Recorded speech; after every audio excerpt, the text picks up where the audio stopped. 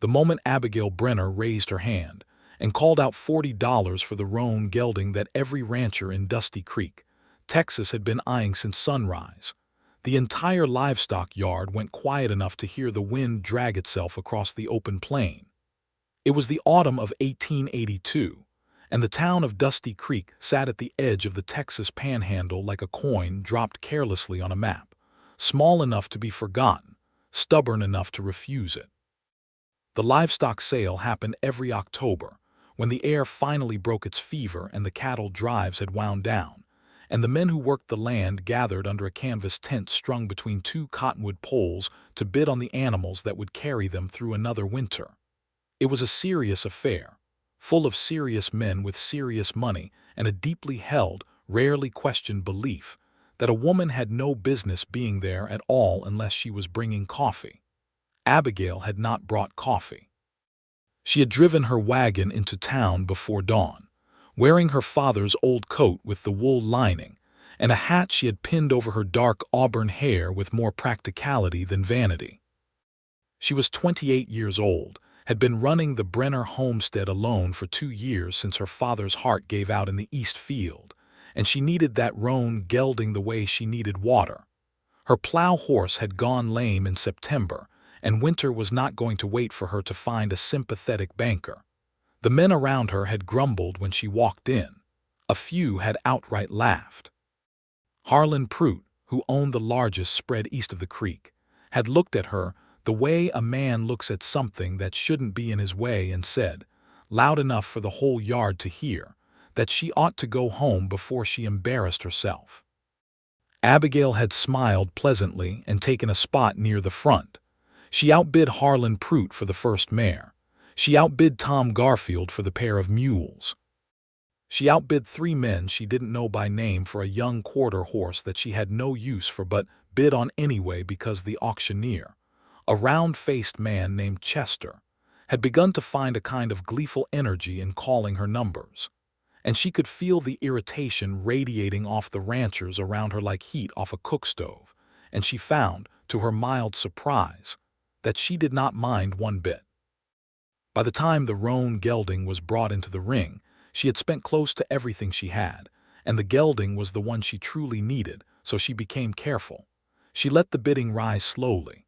She let the men drive each other up. She waited. When Harlan Pruitt pushed to $38 and looked around the yard with the satisfied expression of a man who believes he has already won, Abigail raised her hand and said $40 in a voice that did not shake at all. Harlan Pruitt stared at her. Chester the auctioneer looked at Harlan Pruitt.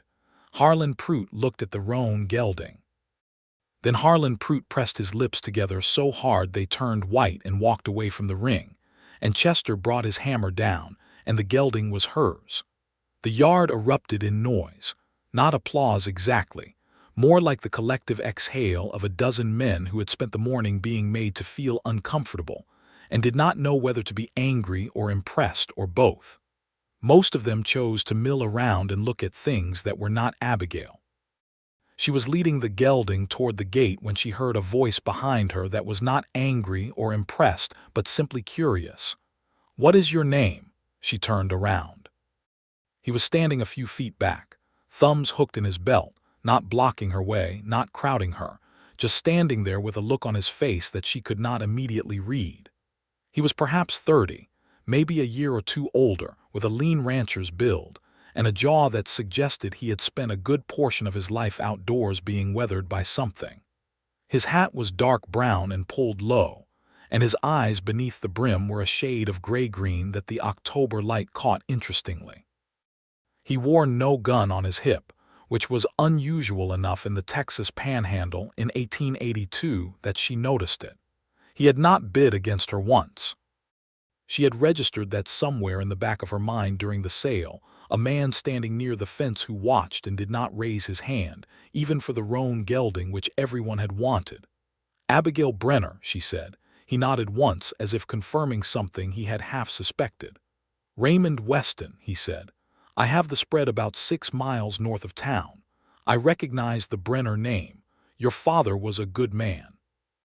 Something tightened in her chest the way it always did when someone said that. "He was," she said. "I'm sorry for your loss," Raymond said, and the way he said it was plain and genuine without the performative sorrow people sometimes layered over condolences to make themselves feel better for offering them. She studied him for a moment. The gelding bumped his nose gently against her shoulder. "You didn't bid on a single animal today," she said. "No. You came all this way to watch." He almost smiled. It was a restrained thing, barely there, like the first pale edge of light before actual sunrise. "I came because I heard a woman was going to outbid every rancher in the Panhandle, and I wanted to see if it was true." She looked at him steadily. "And it was true," he said. Then, because she was still looking at him, "I wasn't laughing, Miss Brenner. I want you to know that." She believed him. She wasn't entirely sure why, but she believed him. She tucked that belief into the same careful place she put other things she wasn't ready to examine yet and climbed up onto her wagon seat, the roan gelding tied behind her, and drove south toward the homestead. But she thought about Raymond Weston all the way home. She thought about the fact that he had asked her name like he genuinely wanted to know it. The Brenner homestead was not a pretty piece of land in the way that Eastern painters came west and made things look. It was flat and wide and demanding, with a creek that ran reliably in spring and grew stubborn by July, 3 fields that Abigail worked in rotation, a barn that needed a new east wall, and a house with 4 rooms that her father had built before the Civil War and added to twice after it. She had a hired hand, a quiet 16-year-old named Eli who lived with his grandmother in town and came out 3 days a week, and that was the whole of her labor force. She unhitched the wagon and introduced the roan gelding, whom she named Red despite his coat being more brown than red, because her father had always named animals whatever color they weren't, to the other horses. She fed the chickens and checked on the lame plow horse, whose leg was improving slowly, and made herself a supper of salt pork and cornbread, and sat at the table her father had made and ate in the silence that she had grown mostly used to. She almost entirely did not think about Raymond Weston's gray-green eyes. 3 days later he came to her gate.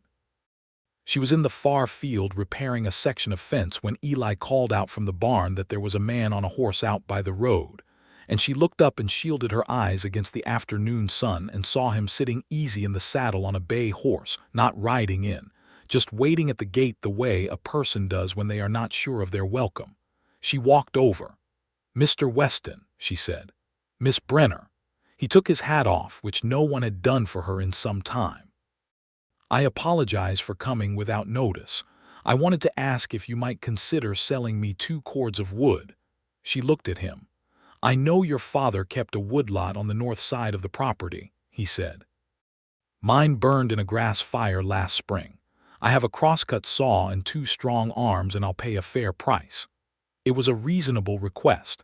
It was, she would think later, one of the most thoughtful things a man had ever said to her, because it gave her something to consider that was not charity and not intrusion, just business, and it left the door open for her to say no without any awkwardness, and to say yes without feeling as though she owed anything to anyone. "I'll sell you 2 cords," she said. $4. $4 is fair," he said. "I'll need a day to have Eli help me clear the access path. Come back Thursday." He put his hat back on. "Thursday," he agreed. He turned the bay horse and started back toward the road, and then he paused, not quite turning around. "Thank you, Miss Brenner." "You're welcome, Mr. Weston," she said. She watched him ride north until the flat land swallowed him in dust and distance. He came back Thursday. He brought the crosscut saw, and he worked with a steady, unhurried competence that she recognized from her father's way of working. No wasted movement, no theater, just the task and the doing of it. He stacked the wood himself, split what needed splitting, and when Eli offered to help he thanked him sincerely and handed him the splitting maul without talking down to him. Abigail brought them both water and watched Raymond Weston from a careful distance and thought about a great many things that she kept efficiently to herself. When the 2 cords were done and stacked and he was washing his hands at the pump, he said without looking up, "Your fence in the east field is pulling loose from 2 of the posts." "I know," she said. "I have extra posts if you need them. I'll manage." He dried his hands on a cloth she had given him and looked at her with that same direct, unperformative look he had used at the livestock sale. "I know you will manage, Miss Brenner. I have very little doubt of that. I'm only offering because I have more posts than I need and winter is coming on." She considered him. She considered his offer. She considered the east fence which was genuinely pulling loose and which she had been worrying about for 2 weeks. "I'll pay you for them," she said. "That's not necessary." "It is to me," she said. He held her gaze for a moment. "All right," he said. "I'll bring them next week. You can decide on the price when you see what they're worth." That was how it started between them in the most practical and unhurried way possible, which was, she would eventually come to understand, entirely in keeping with who Raymond Weston was. He brought the fence posts. He stayed to help set them, because it was a 2-person job and Eli had gone home sick, and the ground was hardening with the first cold edge of autumn. They worked side by side for most of an afternoon, and somewhere in the middle of the 3rd post hole, he began to talk. He told her he had come to the Panhandle 5 years ago from Missouri, where he had grown up on a cattle operation his family had run since before the war. He had a younger sister, Clara, who had married and gone to Kansas. His parents had both passed, his mother from fever and his father more recently from stubbornness, he said, and she laughed before she could stop herself, and the laugh surprised her more than it surprised him. "What brought you here?" she asked. "Specifically here." He was quiet for a moment and she thought he might not answer, and then he said, "I needed to build something that was entirely mine. Not inherited, not contested. Mine." He drove the post down with 3 clean strokes. "I understand that probably makes little sense." "It makes perfect sense," she said quietly. "My father built this place the same way." He looked at her then, and something in his expression shifted, opened slightly, the way a window opens to let in air that the room has needed. "Tell me about him," he said. So she did. She told Raymond Weston about her father, Daniel Brenner, who had come from Pennsylvania after the war with nothing but a land grant and a conviction that the earth rewarded patience. She told him about the early years, which she half remembered from childhood, the dry summers and the cold winters, and the neighbors they had slowly, carefully built trust with. She told him about her mother, who had died of fever when Abigail was 11, and how her father had folded that grief into himself quietly and kept working, not because he didn't feel it, but because the land required him to. She told him how she had learned every inch of the homestead from her father's hands and her own trial and error, and how when he died she had stood in the east field for a long time before she walked back to the house and made herself supper, and decided that she was not going to lose what he had built. Raymond listened to all of it without interrupting. When she was done, neither of them spoke for a little while. The sun had dropped lower and the cold was settling in and the field stretched out flat and golden and quiet around them. "He would have liked that you kept it," Raymond said. "I know," she said. "That's why I am." After that he came around more often. He was never forward about it, never assumed or presumed, always arrived with a reason, a tool to borrow, a question about the creek's water table, a piece of news from town that he thought she ought to know, and she always had a reason to let him stay a little while, a pot of coffee on, a fence question of her own, a problem with the barn door that required a second opinion. They were 2 careful people navigating carefully, and they both knew it, and neither of them rushed it. The town noticed, of course. Dusty Creek was small enough that 2 people didn't have to actually do anything for the whole town to decide they had done everything. Abigail was aware of the look she received when she went to the general store run by Franklin Hyde, who was a decent man with an indecent fondness for gossip. She was aware that Raymond's name and her own were being coupled in conversations she wasn't part of, and she was aware that this bothered her considerably less than it should have. Margaret Yates, who had been her closest friend since childhood and who ran the boarding house on Main Street with an iron hand and a warm heart, cornered her one afternoon in November while Abigail was picking up flour and asked her directly what was going on between her and Raymond Weston. "Nothing," Abigail said, and meant it, which was both true and not true at the same time in a way she was still working out. "He rode past this boarding house 4 times last Tuesday," Margaret said, "and the road to your property is not anywhere near here." Abigail looked at her. "I'm just noting what I observed," Margaret said, with the carefully innocent expression of someone who is doing nothing of the kind. Abigail bought her flour and went home and thought about Raymond Weston riding past Margaret's boarding house 4 times on a Tuesday, and she stood at the kitchen window looking out at the bare fields and felt something shift inside her that she had been carefully keeping still. Raymond came by the following Saturday. He brought her a jar of honey from his hives, which she hadn't known he kept, and she made biscuits because there was honey and then felt slightly foolish about the biscuits. And they sat at the kitchen table and drank coffee, and he told her that the biscuits were very good, and she said that her father's recipe couldn't be ruined by anyone, and they both smiled into their cups. "Miss Brenner," he said, after a silence that had been comfortable and then had become something else, something with a current in it, "I want to ask you something, and I want you to feel entirely free to say no." She looked at him carefully. "The Andersons are having a supper on Thursday," he said. The Andersons were the couple who ran the main mercantile in town, good people who hosted a regular community supper through the winter months. "I would like to take you if you're willing." The kitchen was very quiet. "As a social call," she said. He held her gaze. "I think you know it's not only a social call, Miss Brenner, but I'll let it be whatever you're comfortable with." She thought about saying something that kept things at the careful, friendly distance they had been. She thought about it for a real moment, a genuine internal reckoning, because she was not a woman who made decisions carelessly about the homestead or about anything else. She thought about what it meant to let someone in and what it meant to keep them out, and which of those two things her father would have recognized as wisdom and which he would have recognized as fear. "My name is Abigail," she said. "If you're going to take me to supper, you might as well use it." Raymond Weston looked at her with those gray-green eyes and the almost smile that was becoming familiar to her. "Abigail," he said, like he was trying it out, like it meant something, and perhaps it did. "Thursday," she said. He smiled then, a full one, and it changed his whole face in a way that made her breath catch just slightly. The Anderson supper was held in the main room of the mercantile, with the shelves pushed back and long tables set up, and lanterns hung from the ceiling beams. And when Raymond helped Abigail down from the wagon and offered his arm to walk inside, she took it and felt the solidness of it and thought, with some wonder, that she had forgotten what it felt like to walk somewhere on someone's arm.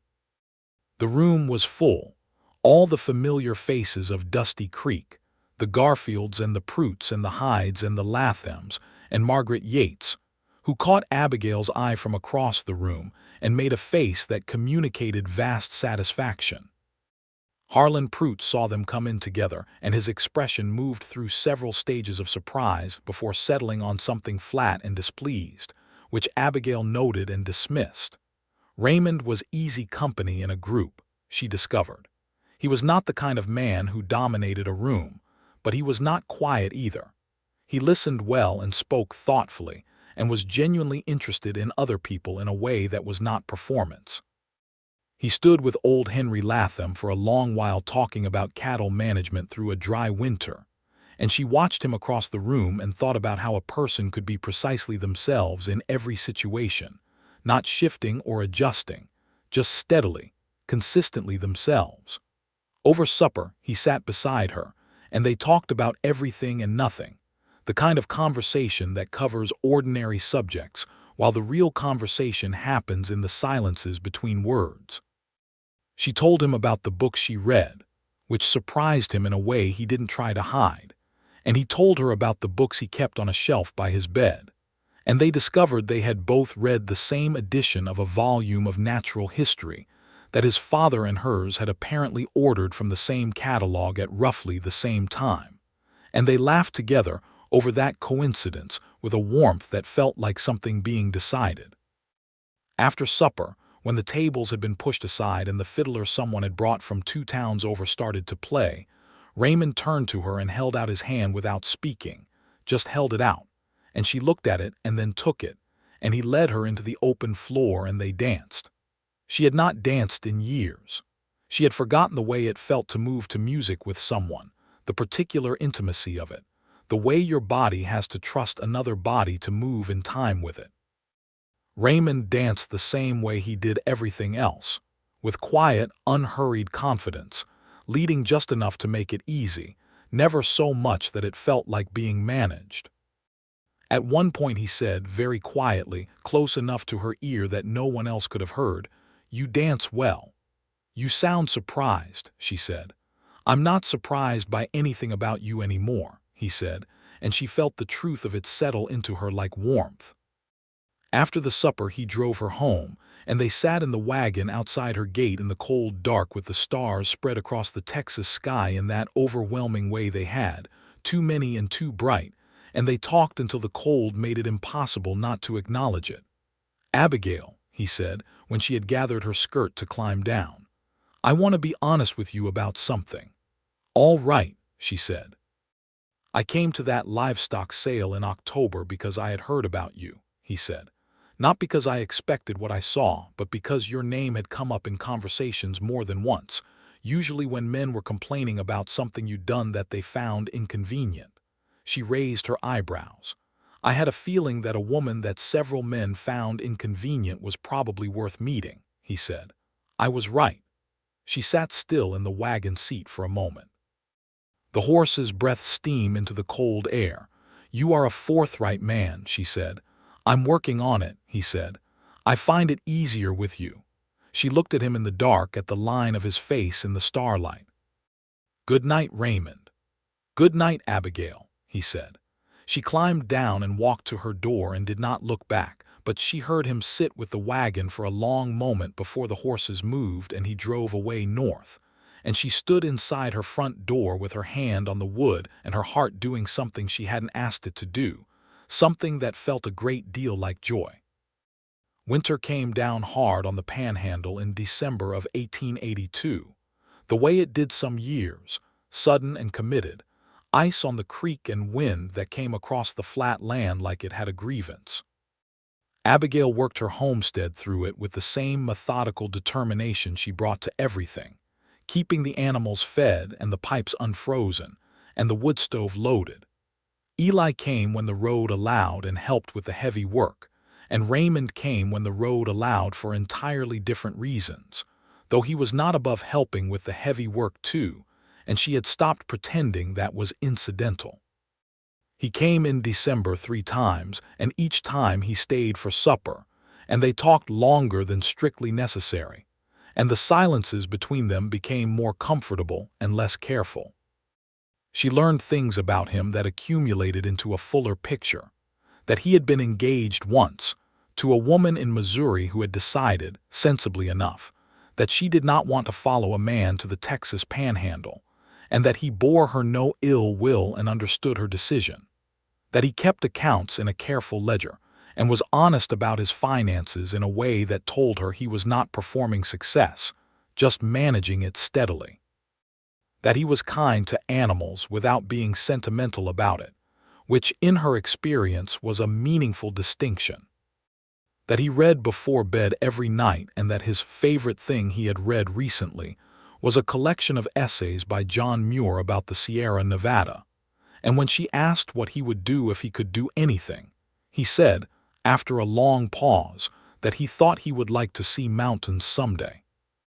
In January, when the worst cold broke enough to make the roads passable again, he came on a Sunday afternoon and he brought nothing with him, no jar of honey or fence posts or reason constructed of practicality, just himself and his bay horse and a slightly different look in his eyes when she opened the door.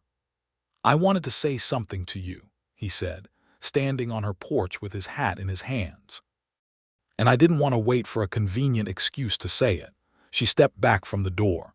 "Come in." He came in and stood in the kitchen in the warmth of the wood stove, and she made coffee because she always made coffee when she needed something to do with her hands, and she put 2 cups on the table and sat down and waited. He sat across from her. He put his hat on the table. He looked at his coffee and then at her. "I am entirely certain that I am in love with you," he said, plainly and directly, like he had been thinking about how to say it and had decided that the straightest path was the only honest one. "I want you to know that without any ambiguity. I'm not trying to rush you into anything. I know that you have built something here that matters deeply to you and that you have managed it yourself and earned every inch of it, and I would never expect you to set any of that aside for someone else's sake. But I would be doing us both a disservice if I sat across from you for another month drinking coffee and not telling you the truth." Abigail looked at him. The wood stove clicked and settled. Outside, the January wind moved across the fields. "I appreciate honest men," she said. "I know you do," he said. "That's partly why I'm trying to be one." She wrapped her hands around her coffee cup. "Raymond," she said, and his name in her own voice sounded different than it had 3 months ago, fuller somehow, more certain of itself. "I am not a woman who says things I don't mean. So when I tell you that I think about you most days and that I feel more like myself when you are in this kitchen than I have felt in a considerable while, I want you to understand that I mean every word of it precisely." He looked at her with something that might have been held breath.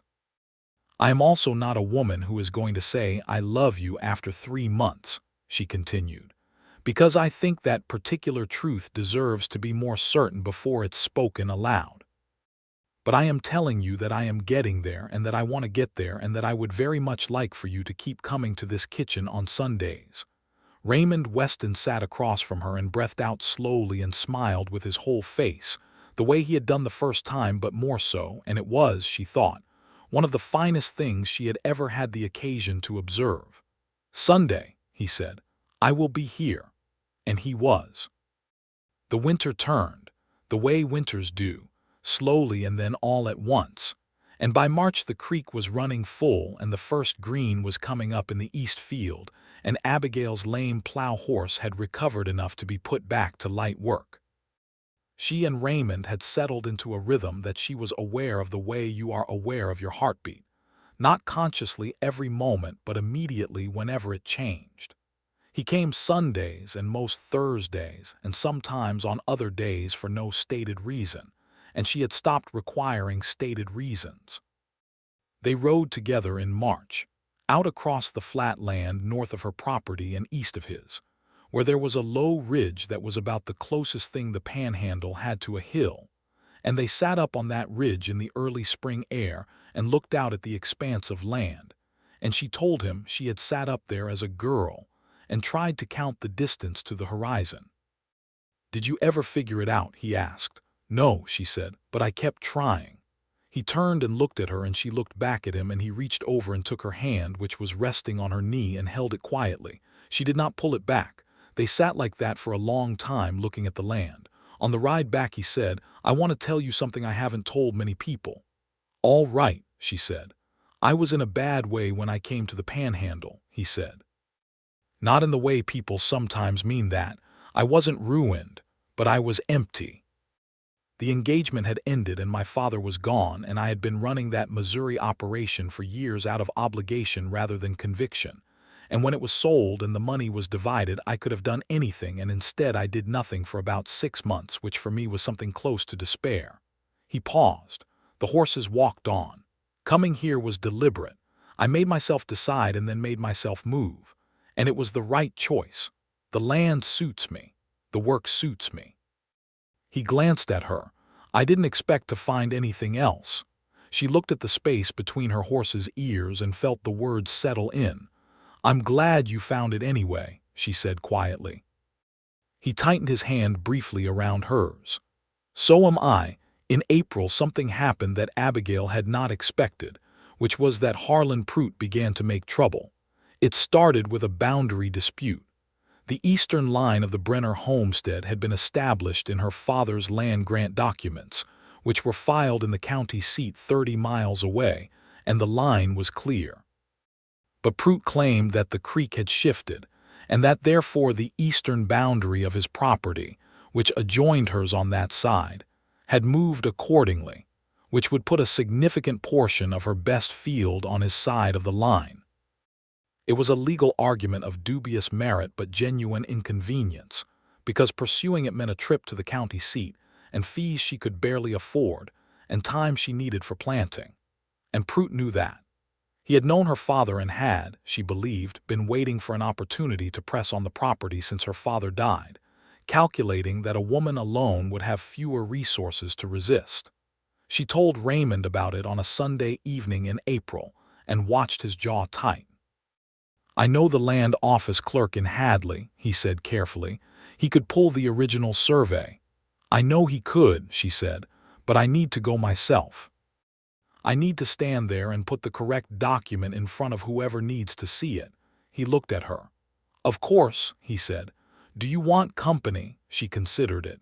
"Yes," she said, which was an honest answer and a harder one to say than it might have seemed. They rode to Hadley on a Monday, Raymond on his bay horse and Abigail in her wagon, and at the land office she produced her father's original grant documents, which she had kept in the tin box under the floorboard of the parlor since his death. And the county surveyor's records confirmed what she already knew, that the creek had not shifted in any legally meaningful way, and that the boundary was exactly where her father had established it. The land office clerk, a thin young man named Avery, wrote a letter to Prout's representative stating the county's position on the matter, and that was largely that. Prout could hire a lawyer if he wanted to pursue it further, but the original survey was clear and county records were not in his favor, and he would know that if he consulted anyone competent. On the road back to Dusty Creek, Abigail let out a long breath that she had apparently been holding since April. "He won't let it go entirely," Raymond said. He was riding alongside the wagon on his bay, easy in the saddle. "No," she agreed, "but he has less to stand on now. You handled it well." "I had good documents," she said. "My father kept meticulous records. He always said that a man's word was worth something, but a written record was worth more, and a signed survey was worth most of all." Raymond was quiet for a moment. "He taught you how to survive this land," he said. "I mean that as the highest possible praise." She looked over at him riding beside her in the afternoon light, the Texas spring all around them, the land greening and broad and full of the kind of beauty that required knowing how to see it. "Raymond," she said. He looked at her. "I love you," she said, in exactly the same tone she used for everything important, plain and without decoration, because she was a plain-speaking woman, and because she had decided 3 weeks ago that it was true and had been working up to saying it in the same careful way she worked up to any irreversible thing. He reined the bay to a stop and she drew the wagon up alongside, and they looked at each other on the spring road in the open Texas afternoon. "Say it again," he said softly. "I love you," she said again. "And before you say anything back, I want you to know that I am not saying it to be answered immediately. I am saying it because it is true, and because I am done waiting to say true things."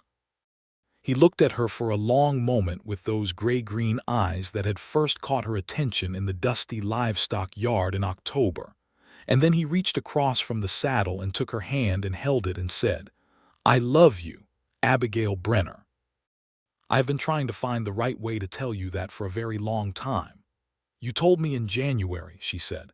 "Yes, but I mean in the way I say it now," he said, with all of it decided, with no uncertainty about it. She squeezed his hand and then released it and picked up the reins again. "Then we're in agreement," she said. He laughed, a real laugh, warm and surprised by itself, and the sound of it went out into the spring air, and she carried it with her all the way home. He asked her to marry him in May. He did not do it with elaborate preparation or ceremony, which would not have suited either of them. He came to the homestead on a Thursday afternoon, and they walked out to the east field together to check on the newly planted rows, and he stopped and said her name in that particular way he had begun saying it, with a weight to it that meant he was about to say something real. "Abigail," he said, "I want to ask you something, and I want to be very clear about what I am asking before I ask it." She turned to look at him.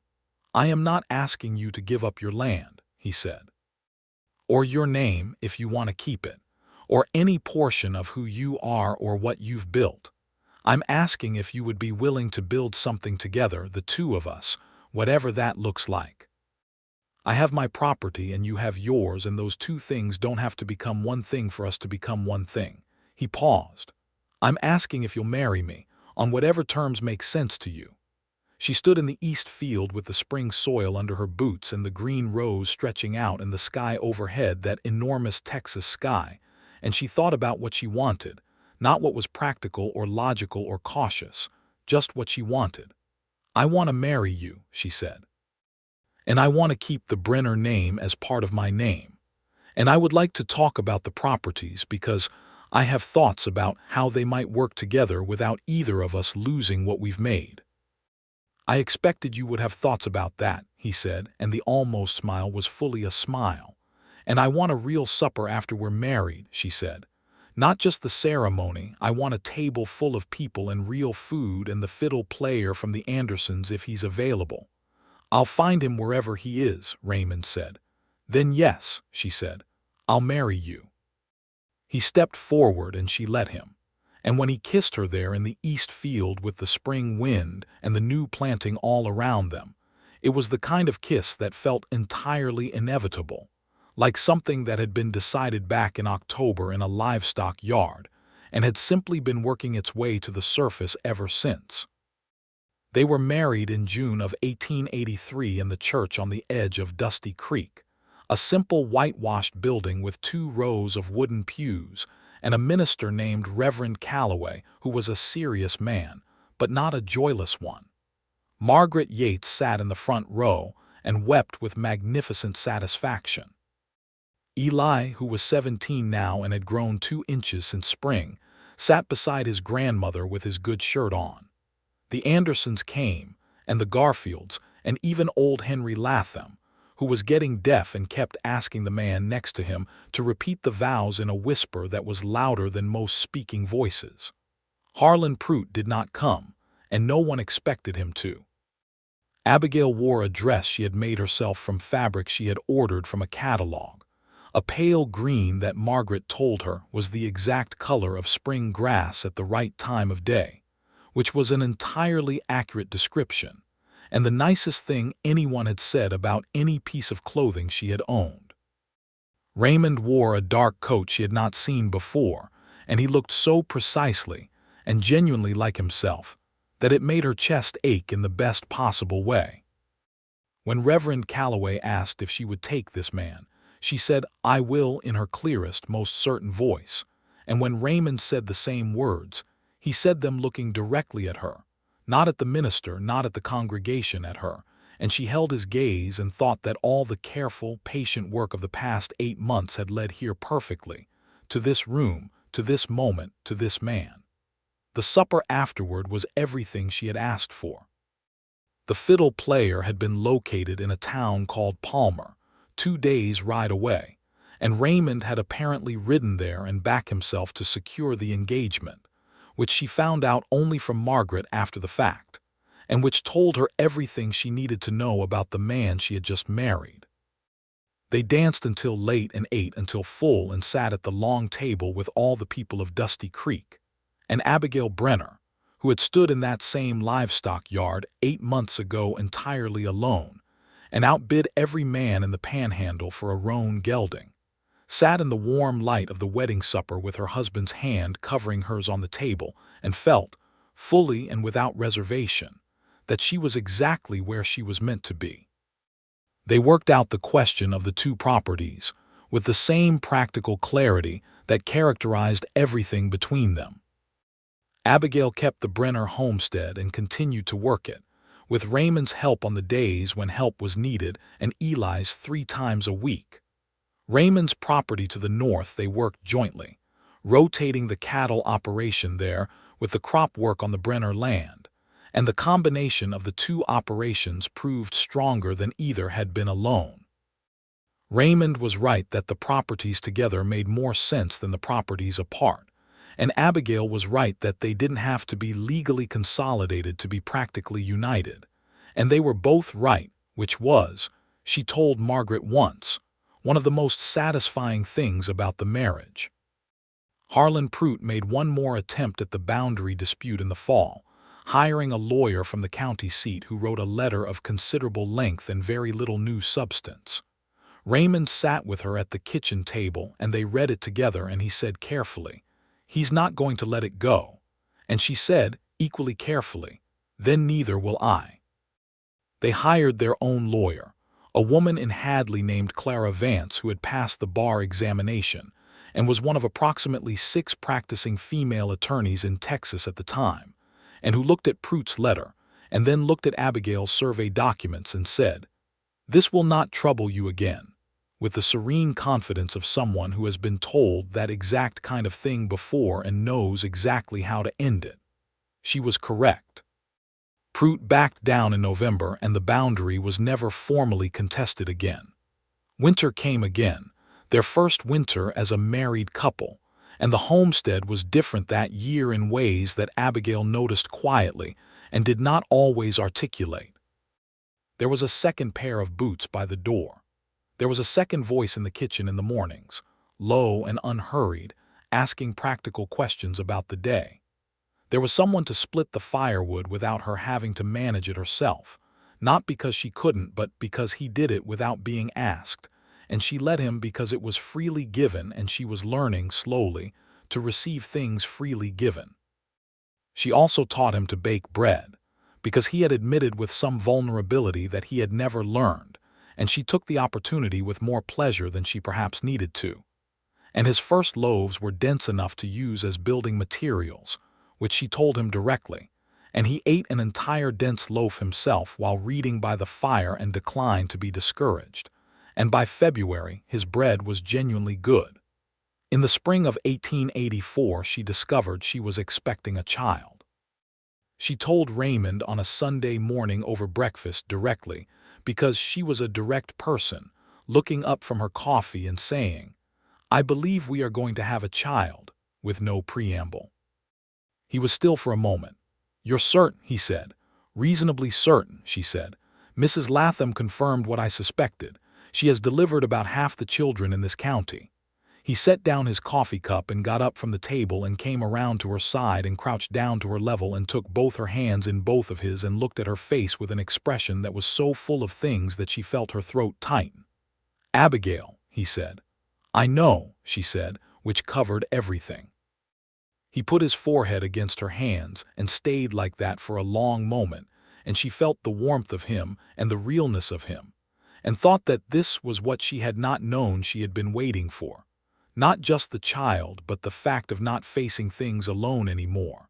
The fact of having this particular person beside her for every consequential moment. The pregnancy proceeded through the summer with Abigail working the homestead at her own pace, and refusing to treat it as an invalidating condition, which exasperated Raymond only slightly, and which she noticed he ultimately respected, because he was constitutionally incapable of not respecting competence. He rode out with her most days, not hovering but present, and she found that she did not mind being accompanied any more than she had minded his company to begin with. Margaret Yates came by regularly, bringing things that were useful and opinions that were only sometimes requested but always delivered with good humor, and the two women sat on the porch in the summer evenings and talked in the way that women who have known each other since girlhood talk, without preamble, without careful arrangement, just the truth laid out between them in whatever order it came. "Are you frightened?" Margaret asked once in July. Abigail thought about it honestly. "Some," she said. "Less than I expected." "Because of Raymond?" "Partly," she said. "Partly just because I have learned that being frightened of a thing doesn't change the thing, so I might as well move forward." Margaret looked at her with the look she sometimes had, half fond and half exasperated by how impossible Abigail was to worry about for any extended period. "You have always been exhausting to love," she said. "And yet here you are," Abigail said. "And yet here I am," Margaret agreed. Their son was born in November of 1884, delivered by Mrs. Latham in the bedroom of the Brenner homestead on a cold night with Raymond in the next room, because Mrs. Latham had opinions about the presence of husbands and the wisdom of honoring them. Abigail heard him pacing through the wall and would have laughed if she had had the energy, and Mrs. Latham said, "That man's floorboards are going to need replacing," and Abigail laughed anyway. The boy was delivered healthy and loud, and Raymond came in the moment Mrs. Latham allowed it and stood at the bedside looking at the child in Abigail's arms with an expression that she had no adequate words for and did not try to find any. "His name," Raymond said, not quite a question. "Daniel," she said. "For my father." She looked up at him. "Is that all right with you?" He sat on the edge of the bed and put his arm around her and looked at the boy, this red-faced, insistently alive small person who was and was not yet a person, and said, "Daniel Raymond Weston. Both of them." "Both of them," she agreed. Dusty Creek welcomed the baby with the enthusiasm small towns reserve for new life, which is to say they brought food and opinions in roughly equal measure. Margaret was the first and most useful visitor, practical about the baby and forthright about everything else, and deeply moved in a way she expressed primarily by being helpful. Eli, now 18 and recently engaged to a girl named Bate from a neighboring farm, came by with his hat in his hands and looked at the baby with the terrified reverence of the young, and said he was glad everything was all right, and Abigail thanked him sincerely. Even Henry Latham came by with his wife, and held the baby for approximately 30 seconds with the careful expression of a man who has been handed something precious and is not sure what to do with it. Life reorganized itself around Daniel with the same efficiency that all life reorganizes around new arrivals, requiring adjustments and patience, and a recalibration of what constituted a full night's sleep. Raymond adapted with characteristic steadiness, learning what the baby needed with the same unhurried attention he brought to everything he learned, and Abigail watched him walk the kitchen floor at 2 in the morning with Daniel against his shoulder, and felt something that was so far beyond what she had felt in that livestock yard 16 months ago that they barely seemed like the same emotion. The winters passed. The springs came. Daniel grew at the pace children do, which is simultaneously imperceptible and shocking. And by the time he was 2, he was following Raymond across the yard with the seriousness of a small person who has identified his primary area of study. And by 3, he was naming all the horses, and by 4, he had his own small opinion on most subjects that he delivered without hesitation. Which Abigail said was not surprising given his parentage, and which Raymond agreed to with a look that suggested he was including her in that assessment. In the spring of 1887, Abigail found herself expecting again. She told Raymond the same way she had told him the first time, directly over breakfast, and he received it the same way, getting up from the table and coming around to her, except that this time Daniel was at the table too, eating his porridge with focused application, and Raymond looked at him and then back at Abigail and said, "We should tell him." "He's 4, she said. "He'll have opinions," Raymond said. "He always has opinions," she said. They told Daniel that evening, and his opinion was that the baby should be a horse, which they noted and respectfully declined to accommodate. And then he thought about it seriously for 2 days, and came back with a revised position that a brother would be acceptable if the brother would eventually be able to help with the horses, which Abigail told Raymond privately was the most pragmatic thing anyone had said about the whole situation. Their daughter was born in October of 1887 and was neither a horse nor a brother, which Daniel accepted with philosophical maturity once it was established that she would eventually be able to help with the horses when she was older. They named her Rose Margaret, the second name for Margaret Yates, who cried about it at sufficient length that she used 2 handkerchiefs, which she had not needed at her own wedding, and she noted this fact with some bemusement. Rose was a different child than Daniel in every way that mattered, quieter and more observing, content to watch the world with large dark eyes that she had from Abigail, taking inventory. She was nevertheless entirely herself and entirely determined about it, and Abigail recognized something in her that she recognized in the mirror, a core of decided selfhood that did not require announcement. The two properties had by now become something that the people of Dusty Creek referred to as the Weston Spread, which encompassed both the Brenner homestead to the south and Raymond's original land to the north. Connected by the road they had ridden up and down so many times in the year before their marriage that Eli had once told Abigail he could have driven it in his sleep. The operation was sound and growing steadily, not dramatically, but with the kind of reliable expansion that comes from two people who both understand the land and each other and are not trying to outrace anything. Abigail ran the crop operation with the same competence she had always had. Raymond managed the cattle end. Eli had become a full-time employee by the time he was 19 and had brought his wife Bate to a small house on the north edge of the property that Raymond had helped him build, and the arrangement suited everyone. Eli was good with animals and good with the machinery, and Bate, who was a quick-minded young woman from a farming family, helped Abigail during the spring planting with a willingness and capability that Abigail deeply appreciated.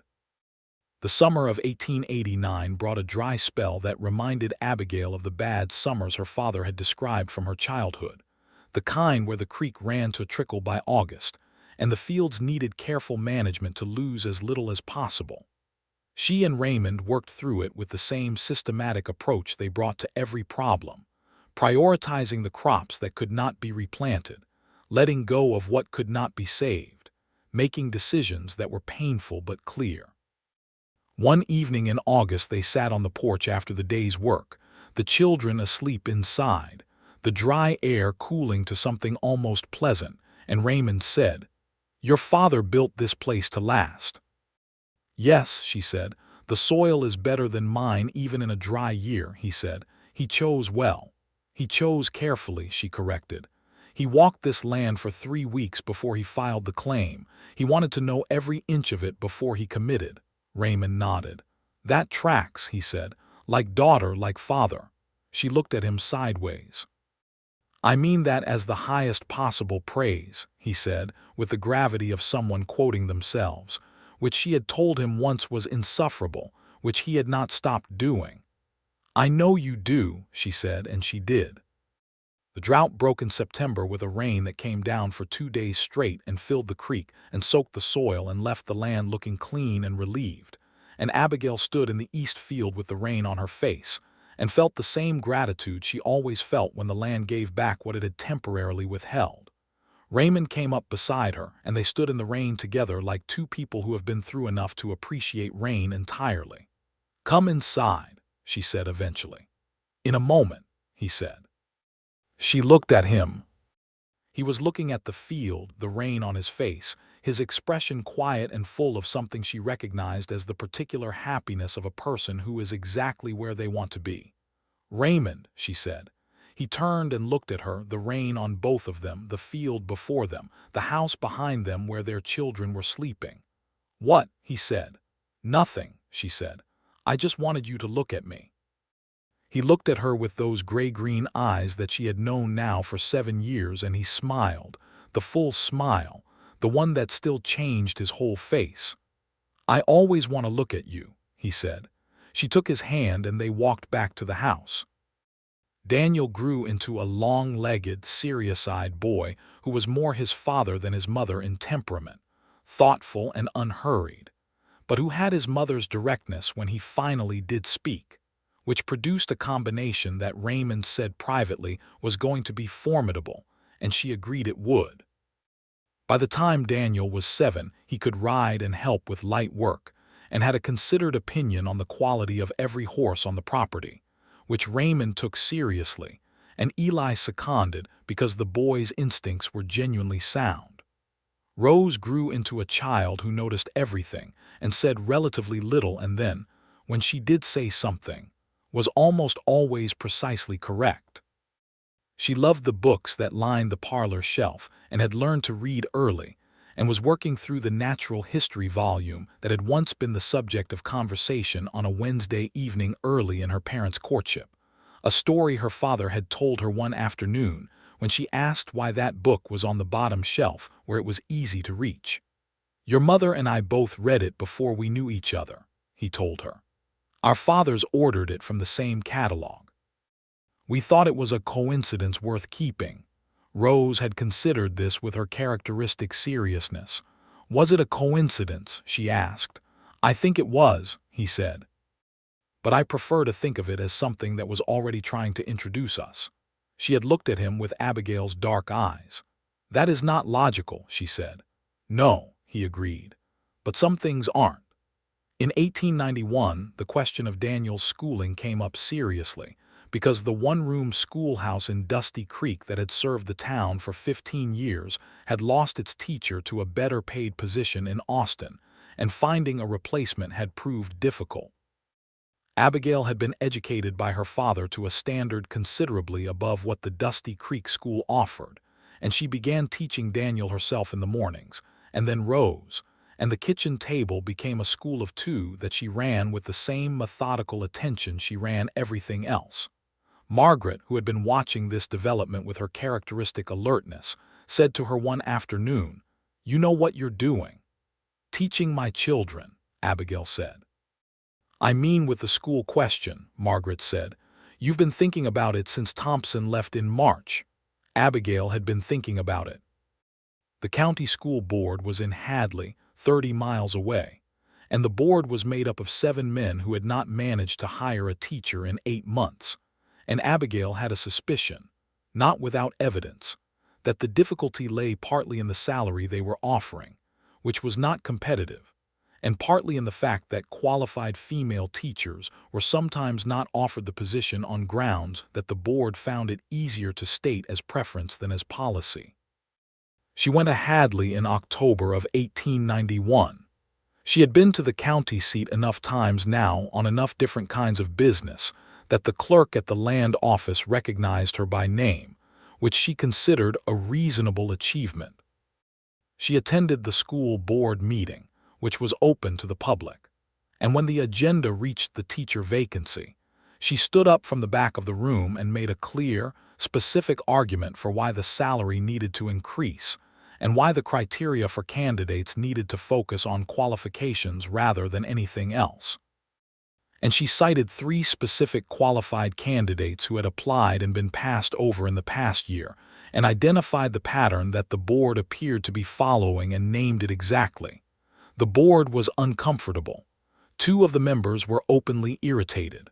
One of them, a heavy-set man named Brewster, told her that this was not her business. She said it was the business of every parent in the county, which she was, and she said she expected that position to be corrected before spring, or she would be happy to write to the state superintendent with her observations. The teacher hired in January of 1892 was a young woman named Adelaide Marsh from San Antonio, who was 24 and entirely qualified, and who settled in Dusty Creek with the energy of someone who had been waiting for exactly this kind of place, and found it. She started the school in February, and Abigail sent Daniel, and then Rose 2 years later, and Adelaide proved to be the best thing that had happened to the children of Dusty Creek in a generation.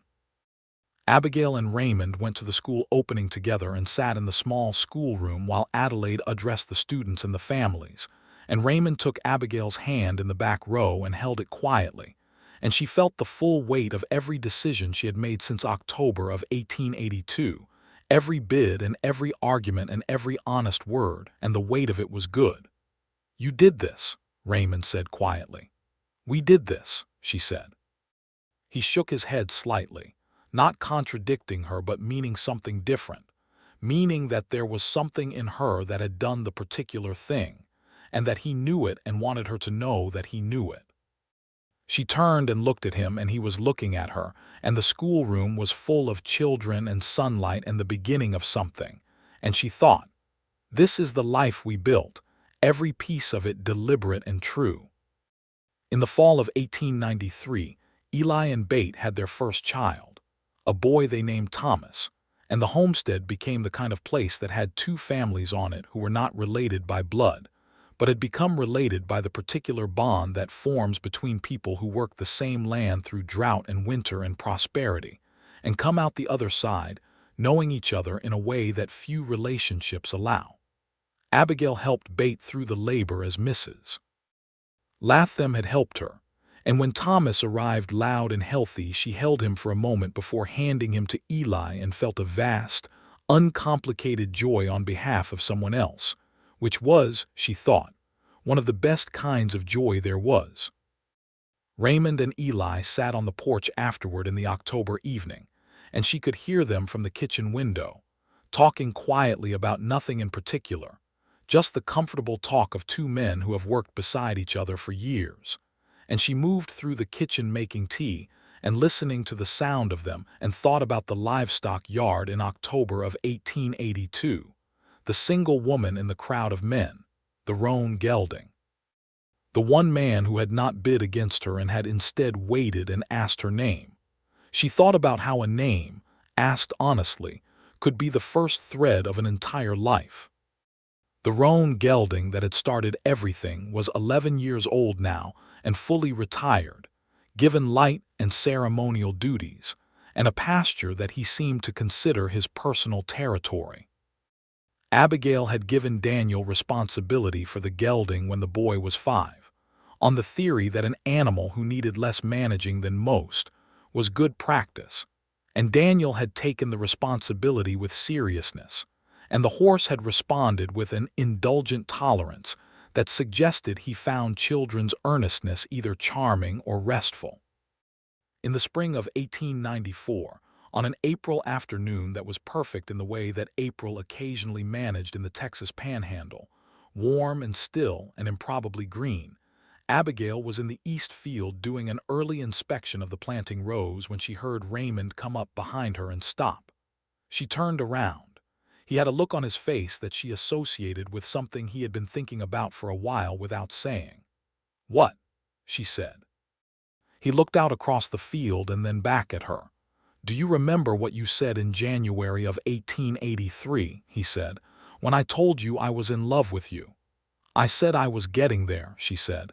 "You said you wanted to get there," he said. "You would like me to keep coming to the kitchen on Sundays." "I remember," she said. He walked over to where she stood among the spring rows and stopped in front of her close and looked at her the way he had looked at her in the East Field 10 years ago when she told him she loved him with everything in it, all of it. "I want you to know something," he said. "Not because you don't know it, but because I want to say it." "Say it then," she said. "I have spent 11 years in this county," he said. "I have worked good land and built something solid and watched children grow, and buried a dog I loved and had bad winters and good springs, and I would do every minute of all of it again. But the thing I would do again most specifically and most intentionally is drive to a livestock sale in October of 1882 and stand at the fence and watch a woman outbid every man in the Panhandle for a roan gelding and then ask her name." Abigail stood in her east field with the spring all around her and her husband in front of her, and felt the whole of the past 11 years move through her at once like light through water. "I would have bought that gelding anyway," she said, "because she was who she was." "I know," he said, "I know that, and I would have managed without you." "I know that too," he said. "You are quite possibly the most capable person I have ever met. That is not why I love you, though it is part of it." "Why then?" she said, not because she didn't know, but because she wanted to hear it. "Because you are entirely and completely yourself," he said, "in every circumstance, in every season, at every table, and in every field. You are exactly who you are without apology and without performance, and being loved by someone like that is the most honest and the most complete feeling I have ever had." She put her hand against his face, and he covered it with his. "Raymond," she said. "Yes," he said, knowing it was everything. "Come have coffee," she said. He laughed, the warm, surprised laugh she had first heard on the road to Hadley 12 years ago. "Abigail Brenner," he said. "Abigail Weston Brenner," she said. "I kept both names. You agreed." "I did," he said. "I would agree to anything reasonable." "Good," she said, "because I intend to keep asking for reasonable things for the rest of my life. And I intend to keep agreeing to them," he said. They walked back to the house together through the spring field, the house that her father had built and she had kept, and Raymond had helped her make more than she could have made it alone. And inside the house, Daniel was doing his school reading at the table, and Rose was sitting on the porch steps with a book open on her knees. And the smell of coffee was already in the air because Daniel had started the pot without being asked, which was a new and encouraging development. And the two of them came in from the field into the warmth and the ordinary brightness of the life they had built, and it was, in every way that mattered, exactly enough. The summer of 1894 settled over the Panhandle with its typical ambition, the heat pressing down on the flat land from above, and the dry wind moving through without mercy. And the Weston spread worked through it the way it always did, with the careful resource management that both Abigail and Raymond had learned from people who had survived hard summers before them.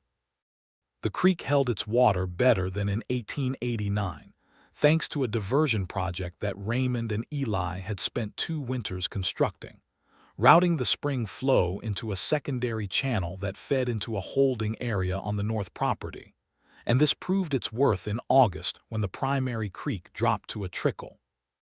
Abigail made preserves in the kitchen through July and August with the methodical energy she brought to every project and taught Rose, who was 7 now, to handle the jars with care and to test the seals with the confident press of a thumb. Daniel, who was 9, was spending his summer working alongside Eli with the cattle, showing the patience and steadiness with animals that had been obvious since he was 5. Raymond watched his son with an expression that Abigail recognized as love of the quiet, overwhelming kind. "He is going to be better with cattle than either of us," Raymond told her one evening. "He is his own person," she said. "He'll be better at his own things." "His own things include cattle," Raymond said. "Among others," she agreed. In September of 1894, a letter arrived from Raymond's sister Clara in Kansas, the first letter they had received from her in 2 years, and Raymond read it at the kitchen table and then read it again, and Abigail could see from across the kitchen that the news was not entirely good.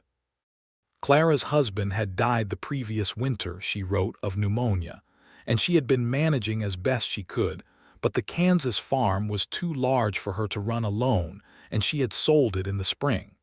She had a daughter, Emma, who was 4. She was writing to ask if Raymond might know of anything that could help, not asking to impose, she said, but not knowing where else to write. Raymond put the letter down and looked at Abigail. "She has a 4-year-old daughter and nowhere to go," he said. Abigail had read the letter over his shoulder. "I know," she said. "I want to invite her here," he said, "but I wanted to ask you first." "Write to her tonight," Abigail said. He looked at her. "She's your sister," she said, "and she's alone." "Write to her tonight." He was quiet for a moment. "You are the most extraordinary woman," he said.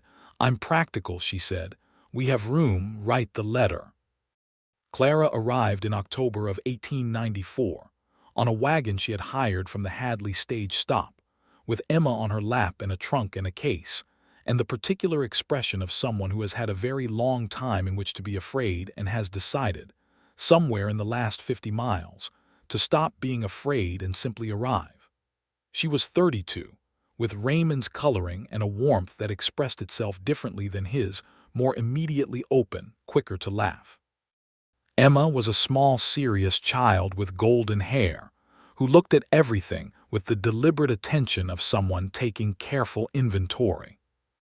Abigail met them at the gate and said, "I am glad you're here," and meant it in the plain, clear way she always meant things, and Clara looked at her and said, "Raymond told me about you in his letters," and Abigail said, "I hope some of it was flattering," and Clara said, "All of it was true," which was a completely different and better answer, and they understood each other from that moment.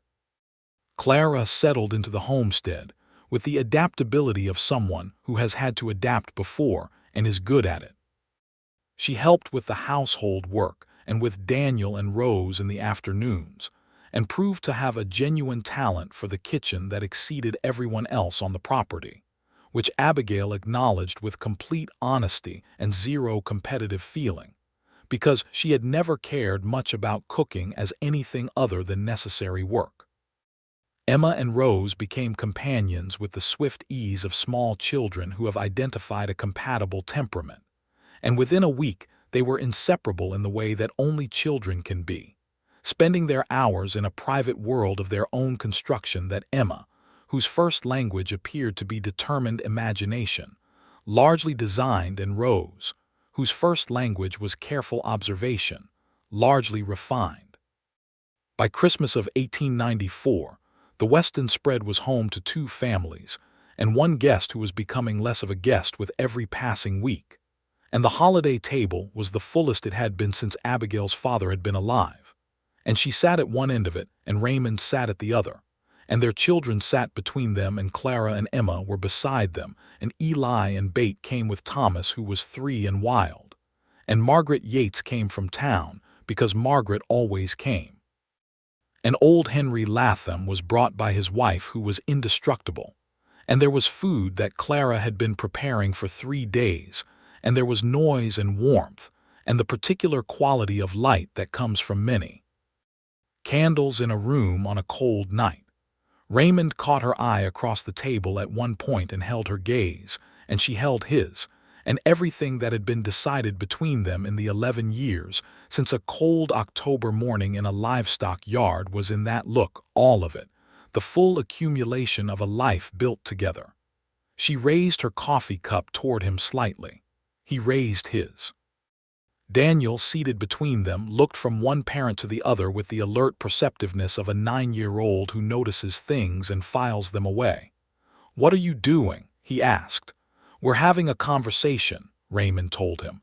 "You're not saying anything," Daniel pointed out.